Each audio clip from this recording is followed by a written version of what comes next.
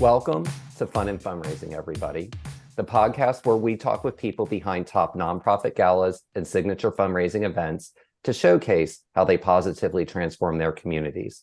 I am your host, Rob Giardinelli, and today I'm really excited to have a trio of really fun and special guests on. So we have Allison Brodnax, Karen Sargent, and Jan Strimple. And these three really dynamic ladies are a part of the annual Mad Hatter's Luncheon, which is hosted for the Women's Council of the Dallas Arboretum.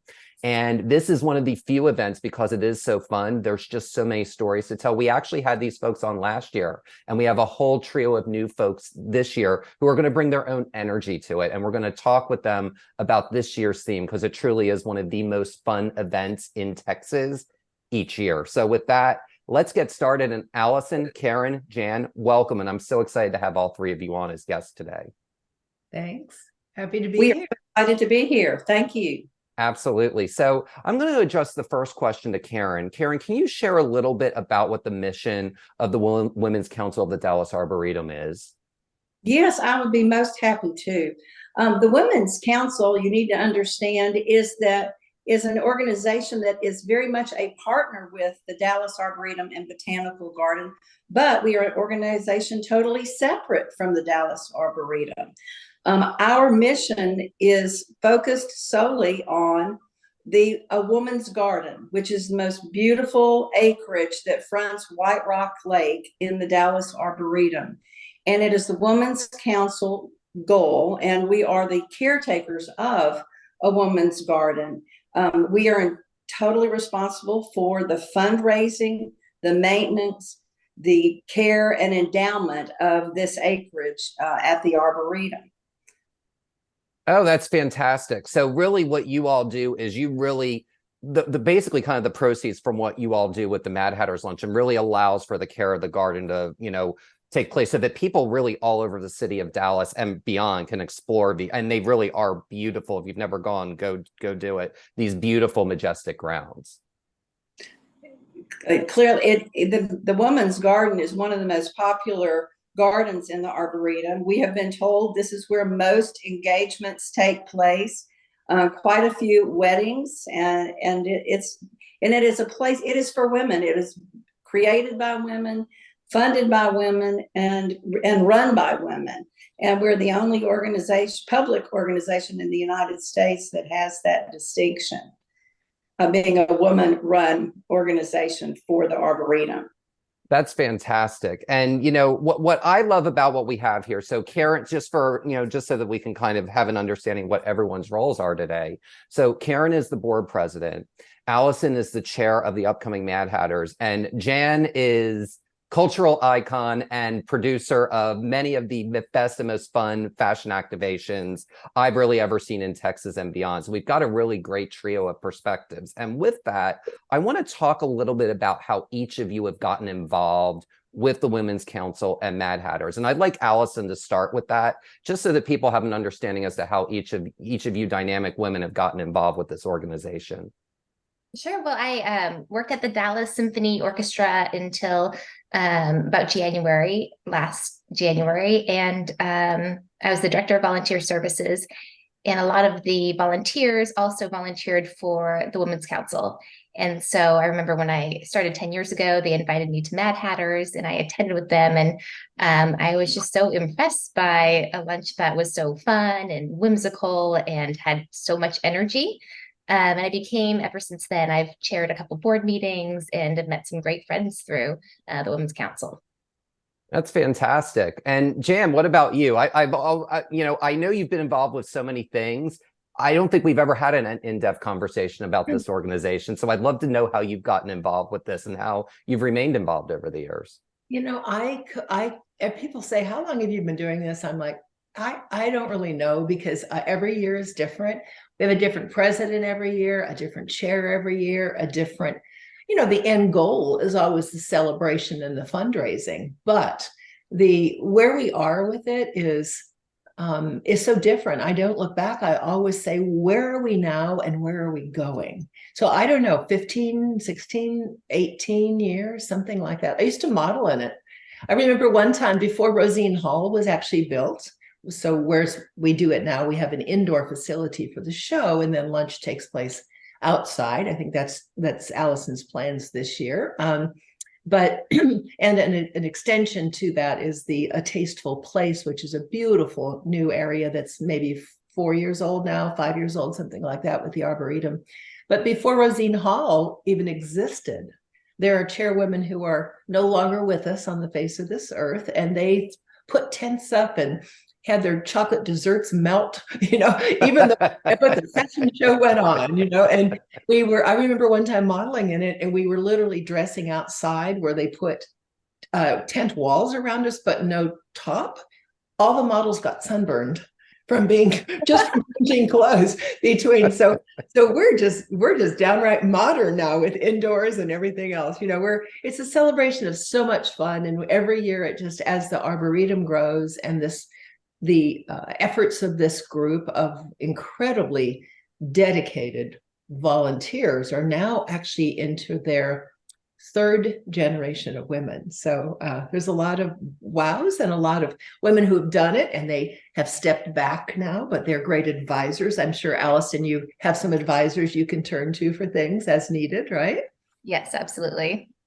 Absolutely. So, Jan, I have one more question to follow up with you on that. And that is, you've been involved, like you said, you can't even count the number of years. What makes you come back and volunteer with this organization year after year? Well, I think love of the verb. This event is unlike anything else. You have a tagline, putting the fun in fundraiser. Well, that's what this is all about. Some of the fundraisers are, they're fun because you have a celebrity speaking and they tell their story, or maybe they had a bad background and now we know they're where they are. Maybe there's just a fashion show. But in this particular event, the guests are part of the show. This was the first original one where you come and you are a part of the show, even though there's a show to look at. And now that's the end goal of every single fundraiser. So it was an original. It is. And it is really, for me, and I've had the good fortune of going to it, it is one of the most original events in Texas. And I think one of the reasons is that you're at this garden at 10:30 in the morning, and people are partying like it's 10:30 p.m., not 10:30 a.m. I mean, it really is that much fun. And part of the fun is that if you walk through that door, you better have a hat on, because I think there's a bouncer at the door that will say, sorry, you can't come in if you don't have a hat. So, I love and maybe we can start with Allison on this one, but how does everyone wearing a hat, how does that really help create kind of the camaraderie and a communal feel in a public space that really kind of helps and allows everyone to really have a fun and good time? Well, I think because you're wearing a hat, you're excited about the event before the day of. Like, we all have those days that we look at our calendar, we're like, oh, okay, I'm going to this lunch, I'm going to this thing, and you grab something from your closet and you go. But this one, you're wearing a hat, so you plan beforehand. Last year, the theme was Majestic Mad Hatters, and 20 of my best friends and I, we all went together and put together Beatles themed hats. So I had Strawberry Field, someone was Yellow Submarine, and someone was Lucy in the Sky with Diamonds. And we just had a whole fun day about 2 weeks before the event, crafting, thinking about it, planning our outfits, getting together with our hot glue guns. And so by the time the event was there, then, we are ready to party, ready to have a good time, ready to take pictures, ready to show off our creations. And so people walk through the door already feeling great about themselves and the cause that they're supporting and the Arboretum, and you're in that beautiful environment. So it's all the right pieces. Well, Absolutely. and we add to that too, that there's a camaraderie in that experience. And then there's a little bit of, okay, who's going to be the most fabulous, and there are those who come engaged and ready to compete. And then there are those, and I love this one year, the chair said, I have a lot of friends who are a little intimidated by I want to win in this category. So we created a best tiny hat one year. And I remember Barbara Bingham, who has been a huge part for years. Her family, she and her husband have given a beautiful gift to the Arboretum. Her time has been given. She's given leadership, but she won that year, and she had the most petite little, I don't know, it was like the size of a thimble on her head, and it was perfect. perfect. So And we're so lucky to have Barbara Bigham as our honorary chair this year. I mean, she really defines this event. She's chaired it, and she's going to also bring a lot of great energy. That's fantastic. And you started talking a little bit about theming and all that. And that's actually the next thing I want to jump into. And, you all really come up with the best and most, and, really most inventive themes. So talk a little bit about the process of selecting a theme for each year's Mad Hatters. And Karen, I'd love for you to, start with this question, and we can expand it to everybody else. Okay, well, I will tell you that being the chair of Mad Hatters is a huge job and responsibility, and I have the utmost respect for Allison and everything that she has done up to this point, because she has been working hard for many, many months now. And so I want my chair to be happy. And as we are talking about different themes, it has to be a theme for me personally. It's not my show. This is Allison's show, and I want Allison to have a theme that is going to make her excited about doing this job and making it the very best that it can be for the Women's Council, and something that excites her. And so it was really fun when we had our reveal party a few weeks ago, when she announced our theme, that she was drawing on her own fond memories of some of the most beautiful places she's been. And so I will spin that off to Allison to talk about our theme and where she got her inspiration for it. Oh, thanks, Karen. Well, one of my favorite vacations that I've ever taken was a girls' trip. And there were maybe 10 of us, and we went to Mykonos. And I just remember there was just white buildings. There was the beautiful pink flowers everywhere. The ocean was so blue, and it was just a stunning backdrop. And then everywhere you went, it was just a festive, lively spirit. Like every meal was ended with extra free shots. And I mean, the food was delicious, and the people there were so friendly. And so I thought Gardens of Greece would be a fun theme for Mad Hatters this year, because of kind of the energy it brings, but also because of the fun hat categories that we could do. Because we want to really give everyone the opportunity to be as creative as possible and to not be pigeonholed into making only one type of hat. So I think our categories are really going to excite people and hopefully give them something fun to plan about. Absolutely. And, I kind of want to reiterate something that Karen said, and I'd love to get your take on it, Allison. And really, any successful event, there has to be a successful relationship between the board and the co-chair. Talk a little bit about, the support that you've gotten from the Women's Council and helping you select the theme, and really being a partner to help you carry out the vision to really create the best and most exciting event possible. Well, Karen's been absolutely awesome. So we maybe met for the first time a year ago and talked about Mad Hatters. And I was just retiring from the symphony and going to take a break from fundraising. But then when I heard about Mad Hatters, I'm like, well, that is the best luncheon in Dallas. Okay, now I'm intrigued. I want to do it. And we talked about different ideas, but she really was supportive and said, we want to do whatever is going to make you excited and whatever you will be passionate about. So we came up with some different hat categories, and we're looking forward to it. Well, that's fantastic. So, let's talk a little bit about the hat categories. And, I know, Jan, you're involved with various aspects of it. And if you're not the right person to lead this, feel free to have the others jump in. But talk a little bit, because you had touched upon hat categories earlier. Tell us a little bit about this year's hat category contest and how it's helped kind of creatively inspired you for the fashion program.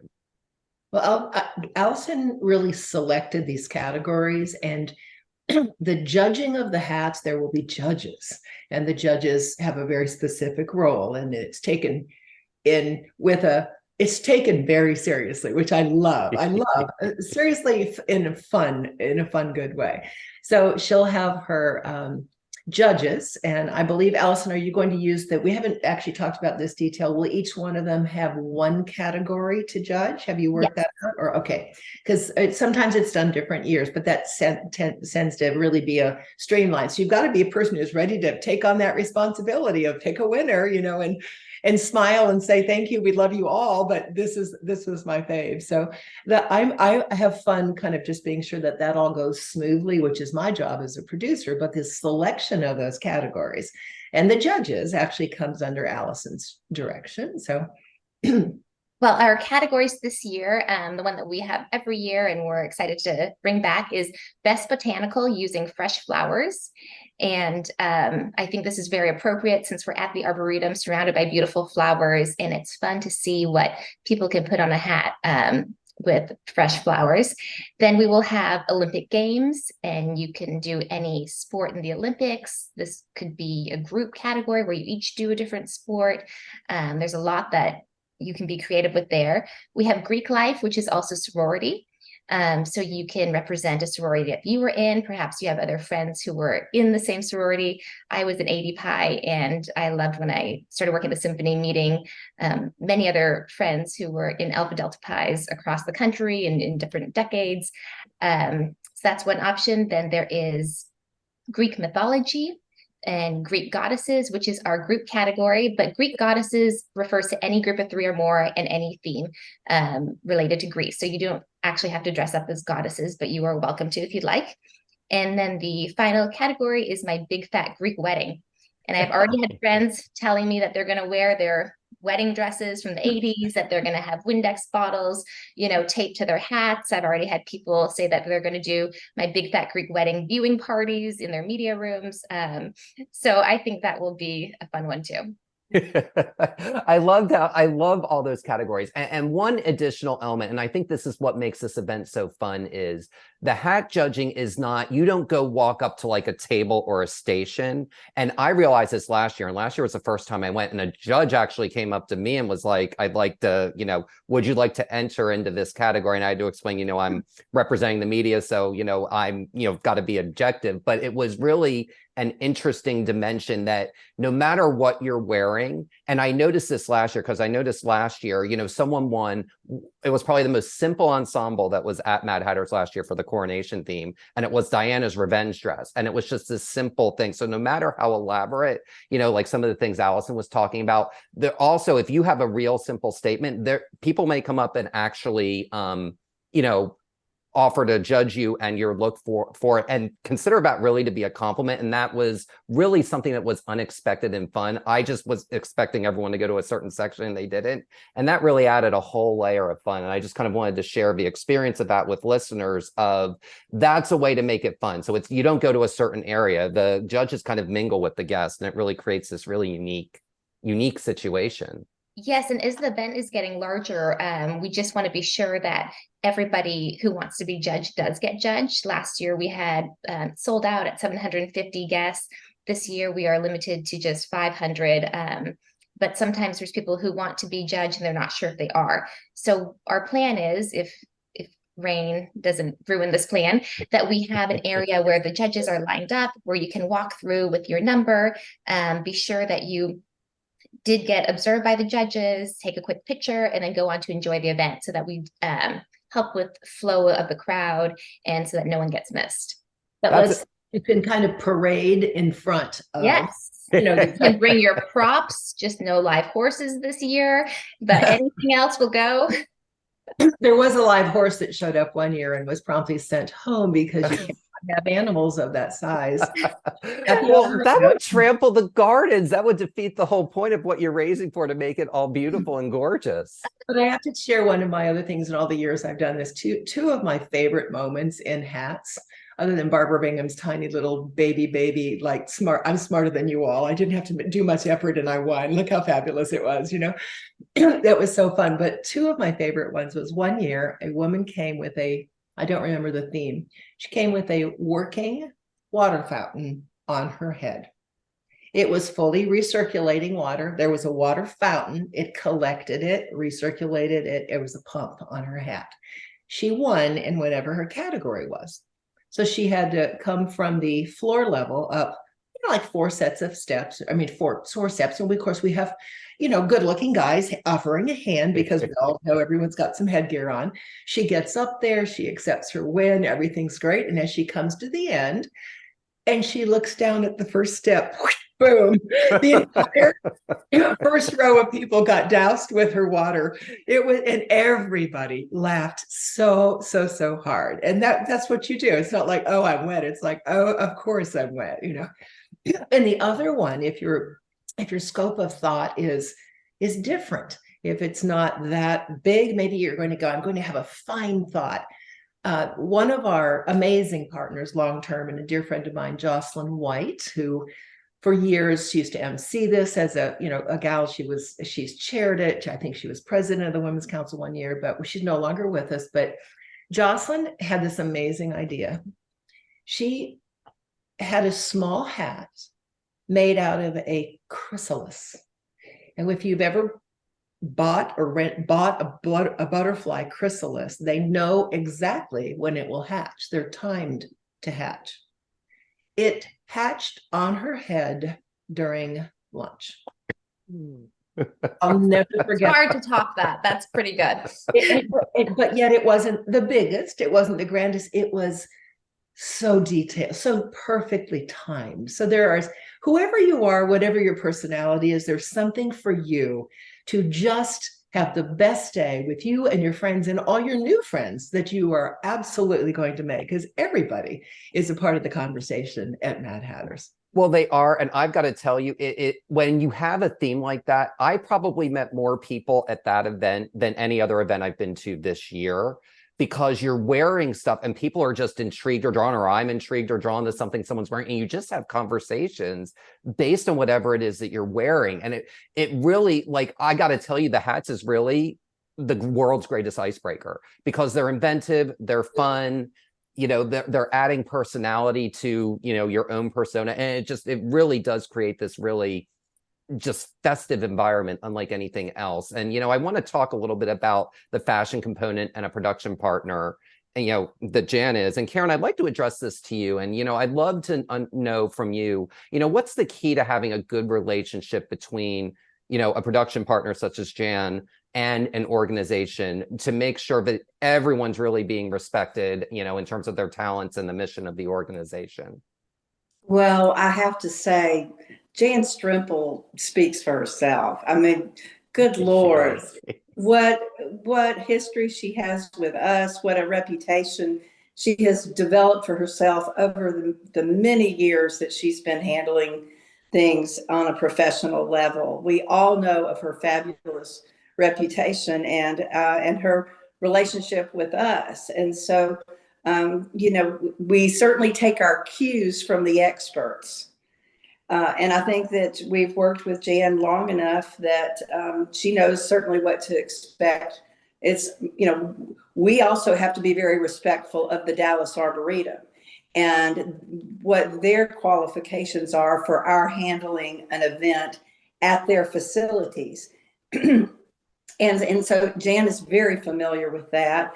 And working with the Arboretum group, their tech people and all their caterers. It's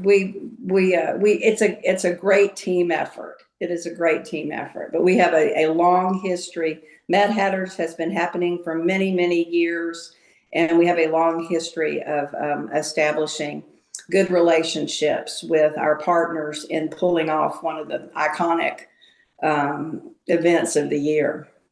Fantastic. And it absolutely is an iconic event. And, on to the fashion show piece now. So, Jan, I'd like to hear a little bit more about, what this year's fashion show is going to entail, whatever you can tease and share, and, how the theme this year, the Greek theme, is inspiring you creatively. Well, we're starting with and this was a brilliant entree into a show, which is North Park Center as our fashion presenter.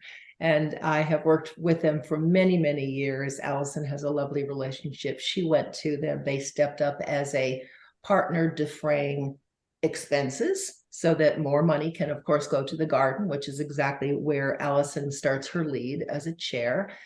So they're a critical partner in the fundraising and also in the fundraising aspect of this. We cannot, until all of our stores are secured, reveal any of our store partners, but we'll either have 5 or 6 store partners that will have their own scene in the show. And because this is in April, it's very interesting. A lot of people, when you attend an event, don't always think about, oh, here's some great fashion. Oh, I really love that. Oh, that might be a little young. That might be for my daughter. Oh, now I really love that. So I will work with the partners as I'm working with North Park to be sure that everyone in our audience has some things that they will enjoy seeing on that stage. The whole show is not skewed too young, it's not skewed too mature, that there's something for everybody. That's my responsibility to really keep in mind why we're doing this, what the fun element that the show should bring. I did have an idea that I wanted to that I presented to North Park, and they're all over it. So I can't also reveal it until the vendor comes aboard. We may have an extra little nod to Allison's theme, a scene in the show, right? Mm-hmm. Absolutely. Well, there has to be an element of surprise. There has to be wow moments. And I witnessed and seen many Jam wow moments over the years. And, I'm glad you brought up North Park, Jan. And Allison, I'd like to, direct this next question to you. And that is, talk a little bit about when you make an ask to somebody to help with your, with your nonprofit event. What do you look for in getting someone to say yes and making sure that you're finding the right partner? And for anyone who's not familiar with North Park Mall, in my opinion, it's probably one of the, if not the very best malls in the United States for fashion retail. It's just a really exquisite space that, is modernized, even though it was built, kind of in the heyday of the mall era. So I'd love for you to kind of share a little bit about, the partnership with North Park and how, that fusion of synergies between you all. Well, North Park, like you said, it really is the fashion destination for Dallas, if not Texas, and probably recognized throughout the country. Whenever I have friends visit me, whether they're from California or New York or anywhere else, they always want to go to North Park. And they want to go to the boutiques because we have the best ones. They want to see the Andy Warhols. They want to see the sculptures. They want to see the perfect flowers and gardens. My kids want to see the ducks. I mean, it's an amazing place. So I was thrilled that North Park was willing to come on board, and in such a significant way, because our goal, of course, is to raise the most money while putting on the best show. And for them to be willing to help us with the production, to help us pay for the models and the hair and the makeup, to be willing to throw pre-parties for us, to be willing to have their store partners, not just showing clothes, but getting involved in the silent auction. We're going to have great items in our silent auction. One of their partners, Italy, or one of their stores in the mall, has already come on board to give all of our guests gift bags from Italy. And all of our guests at the VIP levels will receive special VIP gifts from Italy. And so they just have the connections that are going to make this event really special for everybody. That's fantastic. And it just goes to show that if you pick the right partner, other things can kind of dovetail from it. So in picking a mall, there's, you were able to find something with Italy where they could do the bags, and then Jam is able to work with various retailers within the space. And it really is one of those things that one good sponsor can dovetail into other sponsorships. And I love how you explained that, Allison, the importance of that. I think that's really great. And you did mention something, and I want to direct this question to Karen, but you mentioned, the kickoff event and having pre-events. So talk a little bit about how the kickoff event that you all recently did helps kind of create the mindset and really gets everyone into the mood to want to be a part of this event. Well, Allison very astutely invited people who have come to Mad Hatters for many, many years on the invitation list for our recent reveal party, because we know they are the biggest stakeholders and the people that are going to be looking forward to it the most, and who will be supporting it the most financially. And we were really excited to have a fabulous turnout of over 160 people, and just had a great time building up excitement and energy for revealing the theme and revealing Barbara Bigham as our honorary chair. And so it's already launched. The buzz has started. The people are trying to get their hats ready, and it's a plan. Everybody loves having it to look forward to, and it's a great kickoff for spring. Absolutely. And, you were talking, and Allison was talking about this earlier with her group of friends that go to put together their hats with their hot glue guns and all that. I mean, this is one of those things that I will hear, like, and I was up in Dallas just recently, and people talk about it weeks, if not months in advance of what they're going to do with it. And I had heard a couple of people when I was up there last weekend talk about the Greek theme and how excited they were about it. So, you know, it really does create this unique buzz. And this isn't a town that's really known for fashion. So the fact that you've got Jam producing it, you know, everyone's going to want to turn out for that. And, you know, we're coming on time here, but I want to end, and I'd like for each of the three of you to ask this, because I think that this is, because it is one of the best put on fashion shows in Texas, and one of the best put on luncheons or signature fundraising events in Texas. What is the reason that, in each of your views, that Mad Hatters has been able to create an experience with such a loyal, devoted following, where guests come back year after year and they're just so excited to be a part of it? And with this, you know what, let's go alphabetically by last name. So we'll start with Allison. Like we mentioned, I think they come for the hats. They come because they're going with friends. They know they're going to have a good time, and they're in a beautiful venue. It's not a stuffy fundraiser. You're not in a ballroom. You're not listening to 5 hours of speakers. You know that you're going to see some great fashions, and that you're going to leave with good memories and good pictures. It is an Instagram friendly We will event, have for great sure. backdrops for you, for all your pictures. Oh, fantastic. Well, and that's always a moment. And that last year's was really good, and I can only imagine this year's will be even better. So Karen, you know, talk about what you think is the reason that guests come back year after year to Mad Hatters. Well, one reason I always went back is I thought it was the best people watching in Dallas for that one day, the absolute best. But then also people come because they support the Dallas Arboretum. It is the most beautiful place in all of Dallas. It is just the jewel of Dallas, and especially at that time of year as we're rolling into, well, they're in Dallas blooms, the most beautiful time of year. And so people have a real heart for the Arboretum, and they are going to come and support it. Fantastic. And Jan, you've got the last word today. It's really easy.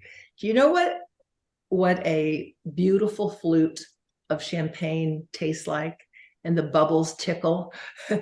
That's what the whole event feels like. It is a flute of champagne. It's effervescent, it's fun, it's refreshing, and to Karen's point, and we are outdoors in that absolute beauty. So it's perfect. And absolutely. And when you're there, there's always champagne on hand there. So make sure to do that, and, you know, get the literal and physical just feeling sensation of that tickling of the bubbles. And I can't think of a better way to describe an event, because bubbles are celebration. And this event really, for me, is one of the very most fun and fundraising sorts of events. You all really put the fun in it.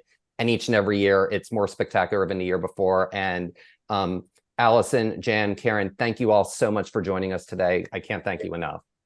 Thanks, Thank Rob. you. Our pleasure.